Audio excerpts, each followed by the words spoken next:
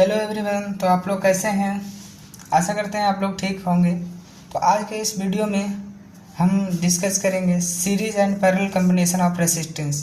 तो पिछले वीडियो में हमने ये देखा था कि रेसिस्टर क्या होता है, फिर रेसिस्टेंस क्या होता है, फिर हमने ये देखा था कि रेसिस्टर का प्रॉपर्टीज़ देखा था, फिर उसके बाद उसके इफ़ेक्ट क्या है, टेम्परेचर पर उसका इफ़ेक्ट क्या है, फिर हमने किस मटेरियल से बना होता है रेसिस्टर, कितने प्रकार का रेसिस्टर्स होता है वो हमने देखा। फिर आज हम उसी का रेसिस्टेंस को या रेसिस्टेंस को हम सीरीज और पैरेलल कॉम्बिनेशन में देखेंगे। तो सबसे पहले हम सीरीज रेसिस्टेंस कॉम्बिनेशन देखेंगे। तो ये क्या कहता है, सीरीज रेसिस्टेंस कॉम्बिनेशन क्या कहता है कि in a series combination resistors are connected in the way of end to end. मतलब कह रहा है कि सीरीज कॉम्बिनेशन रेसिस्टेंस में क्या होता है कि एक मान लीजिए कि एक रेसिस्टर्स है, फिर एक और रेसिस्टर है, फिर एक और रेसिस्टर है।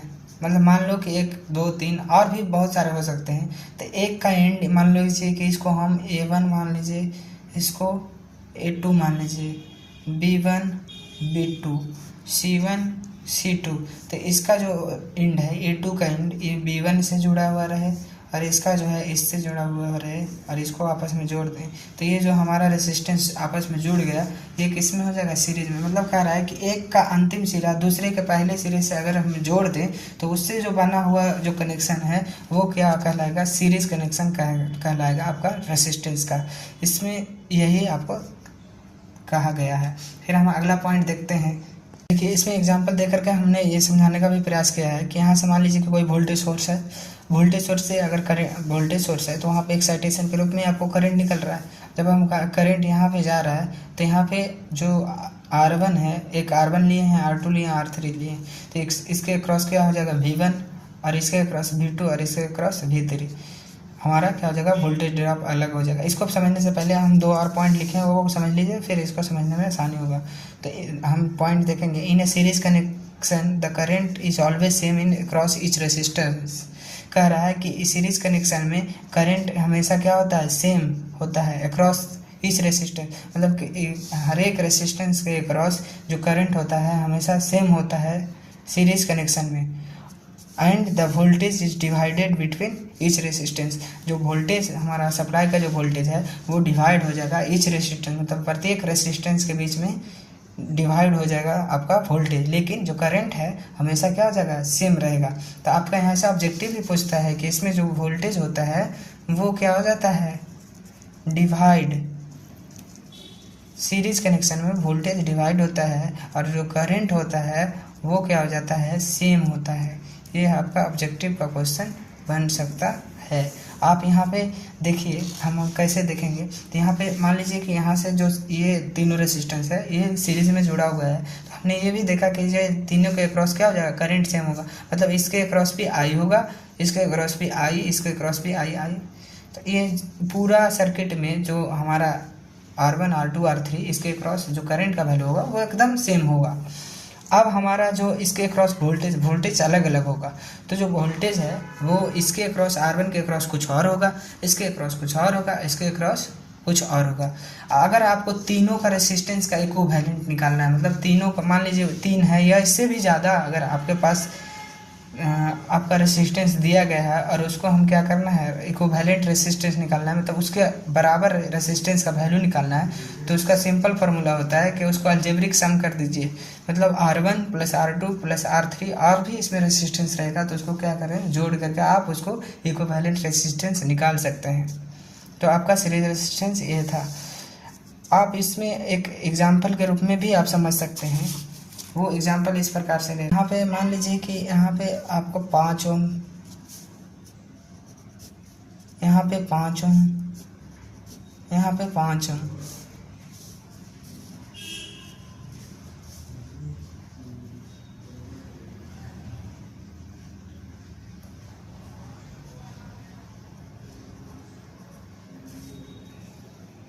अब यहाँ पे 30 वोल्ट, अगर 30 वोल्ट सप्लाई हम यहाँ दे रहे हैं तो हम ये देखेंगे कि इसके पास क्रॉस करंट कितना होगा और इसका इक्विवेलेंट रेसिस्टेंस क्या होगा।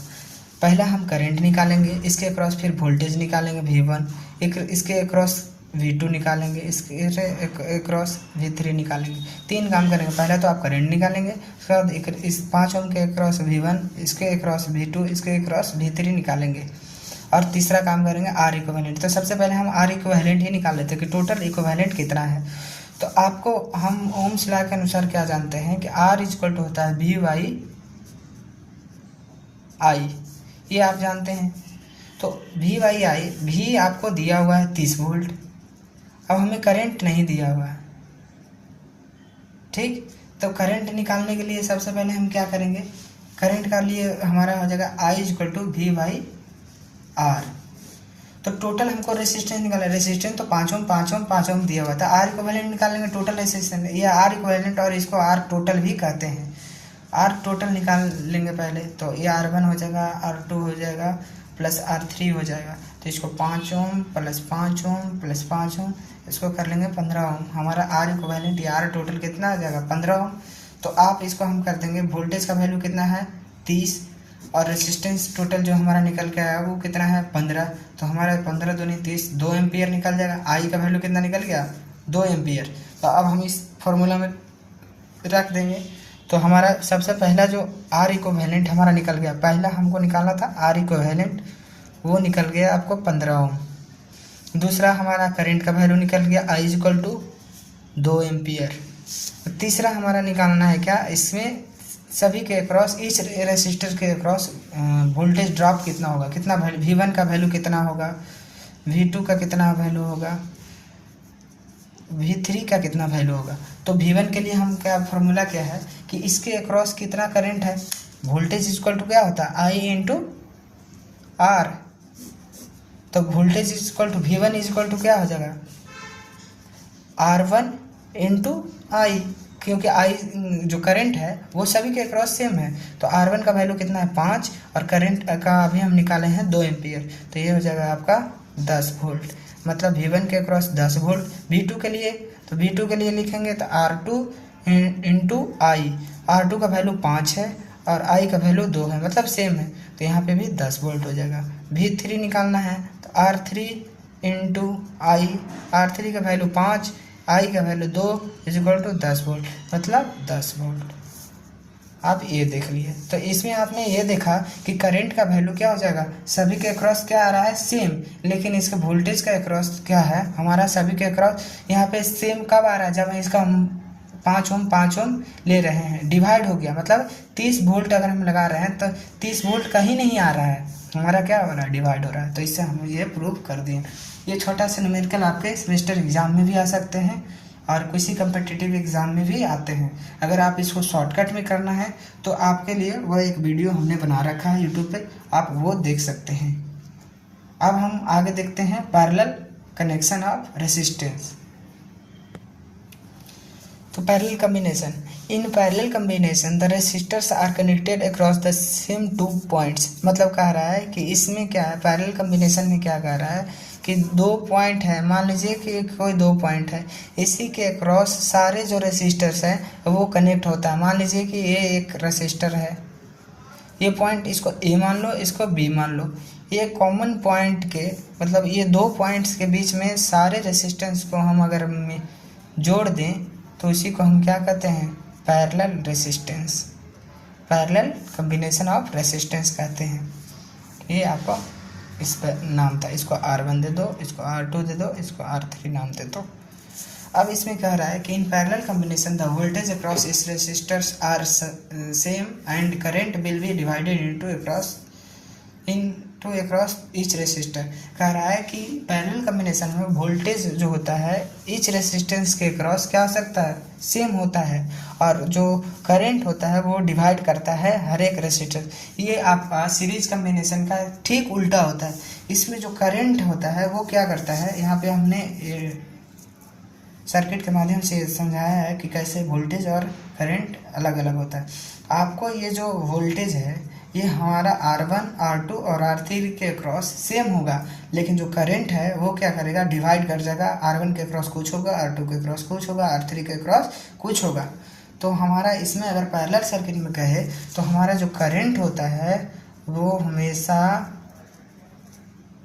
चेंज होता है, मतलब डिफरेंट होता है, डिफरेंट अलग अलग होता है। और हमारा जो वोल्टेज है वो हमेशा क्या होता है, सेम होता है। तो आपको ये ऑब्जेक्टिव में याद रखना है, या फिर किसी ने पूछा तो भी याद रखना है कि करंट का जो वैल्यू होता है पैरेलल सर्किट में या पैरेलल कॉम्बिनेशन ऑफ रेसिस्टेंस में, वो क्या होता है, करंट का वैल्यू डिफरेंट होता है और वोल्टेज का वैल्यू सेम होता है। अभी इसका अगर हमको आर इक्विवेलेंट, मान लीजिए इसका टोटल का आर टोटल हमको निकालना है, इसको हम आर टोटल भी कह सकते हैं, आर इक्विवेलेंट को टोटल भी कह सकते हैं। तो इसका आर इक्विवेलेंट निकालने के लिए 1/R equivalent is equal to होता है 1/R1 plus 1/R2 plus R1/R3 plus 1/Rn, मतलब कि जितना भी आपका रेसिस्टेंस पैरेलल लगा है उसको 1 में करके सम कर सकते हैं। इसको हम अगर एक एग्जांपल के माध्यम से समझें तो हम कुछ इस प्रकार समझेंगे कि हमारा कोई रेसिस्टेंस ये 5 ओम का है, 10 ओम का है, ये 5 ओम का है। ये किसी वोल्टेज सोर्स लगा हुआ है, मान लीजिए इसको हम आप ले लीजिए 10 वोल्ट। तो हमें यहाँ पे करंट निकालना है। तो करंट के लिए हम पहले भी हमने बता रखा है कि I इक्वल टू होता है V/R। तो हमें V का वैल्यू तो दिया हुआ है 10 वोल्ट, लेकिन R का वैल्यू हमें पता नहीं है। क्यों पता तो है, 5 ओम है, 10 ओम है, 5 ओम है, लेकिन इसको R टोटल निकालना है, हमको R टोटल निकालना है। तो हम R टोटल के लिए लिखाएंगे 1R equivalent is equal to क्या था, 1/R1 का वैल्यू 5 प्लस 1/10 R2 का वैल्यू प्लस 1/5 R3 का वैल्यू। हम इसको अगर एलसीएम ले लेंगे तो यहाँ पर 10 हो जाएगा, यहाँ पर 2 1, यहाँ पे क्या हो जाएगा 2, मतलब 5/10। इसको हम करेंगे तो 1/2 आ जाएगा।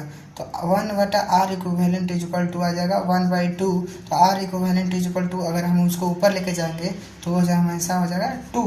तो मतलब यहाँ पे जो हमारा R इक्विवेलेंट का वैल्यू आया वो आया 2 ओम,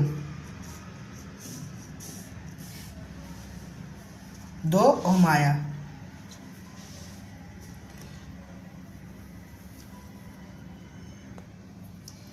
टू ओम आया। अब उसके बाद 2 ओम R इक्विवेलेंट इज इक्वल आया। अब इसका हम करंट का वैल्यू हम आसानी से निकाल सकते हैं, I इक्वल टू V/R करके। V का वैल्यू 10 है, 2, तो यहाँ पे 5 एम्पियर निकल जाएगा। आपको इस एग्जाम्पल के माध्यम से हम ये समझे। अब हमेशा आपको एक और एग्जाम्पल होता है, अगर आपको ऑप्शन के हिसाब से बनाना हो तो आप कैसे निकाल सकते हैं। ये इसमें देखिए 5, 10 और 5 है, मतलब अगर पैरेलल में हो कोई भी रेसिस्टेंस तो सबसे छोटा वाला रेसिस्टेंस से भी छोटा इक्विवेलेंट, मतलब अगर 5, 10, 5 है तो इसका आंसर 5 से छोटा ही आएगा, हमेशा 5 से छोटा ही आएगा। तो अगर कभी कभी ऑप्शन में ऐसे 5 से छोटा कोई एक दे दे तो वहाँ पर डायरेक्ट उसको टिक भी कर सकते हैं। आज के वीडियो यहीं पे हम समाप्त करते हैं। आशा करते हैं कि आप सीरीज और पैरेलल कॉम्बिनेशन ऑफ रेसिस्टेंस को अच्छा से समझे होंगे और आपको ये वीडियो अच्छा लगा होगा। अगर आपको ये वीडियो अच्छा लगा होगा तो आप अपने दोस्तों को शेयर कर सकते हैं। अगर आपको इसमें कोई भी दिक्कत आती है या भी किसी भी क्वेश्चन को सॉल्व करने में कोई प्रॉब्लम आती है तो आप कमेंट बॉक्स में भी उसे लिख सकते हैं। और अगर आपको ये नोट्स का PDF या फ़ोटो चाहिए तो आप हमारे कमेंट बॉक्स में क्या कर सकते हैं, लिख करके आप भेज सकते हैं। और हमारे वीडियो को लाइक करिए और चैनल को अभी तक सब्सक्राइब नहीं किए हैं तो सब्सक्राइब कर दीजिए, जिससे आपको आने वाले वीडियो का नोटिफिकेशन मिल जाए और आप उसे आसानी से देख लें। Thank you, good luck. पढ़ते रहिए और देखते रहिए हमारे YouTube चैनल बूस्ट पाठशाला को।